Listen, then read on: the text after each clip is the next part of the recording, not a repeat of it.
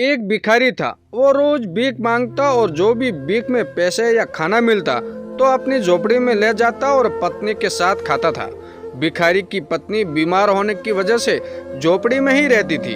एक दिन की बात है, वो भिखारी एक दिन एक अमीर व्यक्ति के घर के दरवाजे पर जाकर भीख मांगता है। तब वो अमीर व्यक्ति उस भिखारी को गंदी गंदी गालियां देता है और बोलता है, क्यों भीख मांगते हो, कोई काम क्यों नहीं करते हो, क्या तुम जीवन भर के लिए भीख मांगते ही रहोगे। और कभी कभी वो अमीर व्यक्ति उस गरीब को धक्का भी दे देता, मगर वो गरीब भिखारी बस इतना ही कहता कि भगवान तुम्हारे पापों को क्षमा करे, और वो वहाँ से चला जाता।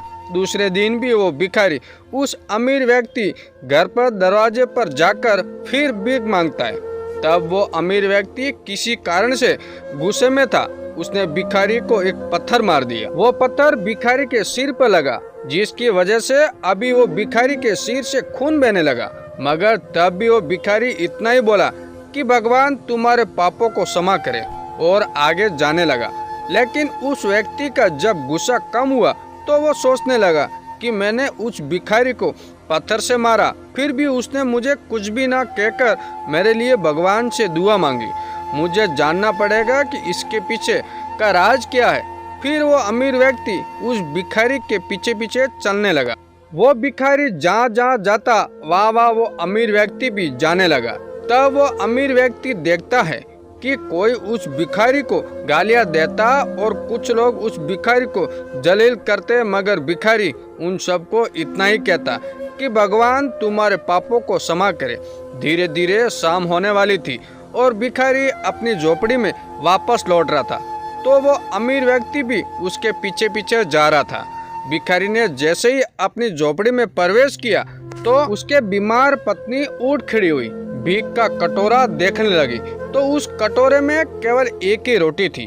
तब भिखारी की पत्नी बोली कि बस इतना ही और कुछ नहीं, और आपके सिर पर ये चोट कैसे लगी।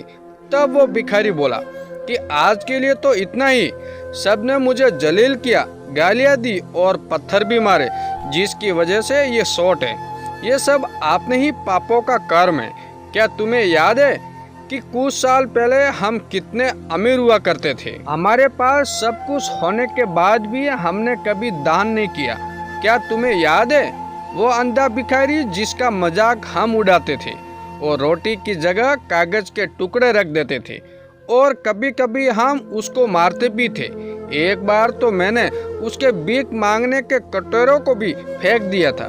तब भिखारी की पत्नी ने कहा, हाँ मुझे याद है, मगर वो अंधा भिखारी इतना ही बोलता था कि तुम्हारे पापों का हिसाब मैं नहीं, भगवान करेगा। आज उस भिखारी की हाय हमको लगी है। तब वो भिखारी बोला, मैं कभी भी किसी को बददुआ नहीं देता, चाहे लोग मुझे इतनी भी गालियां दे या मेरा अपमान करे, मगर मैं सबको दुआ ही देता रहूँगा, क्योंकि मैं ये नहीं चाहता कि कोई और भी मेरे जैसे इतने बुरे दिन देखे।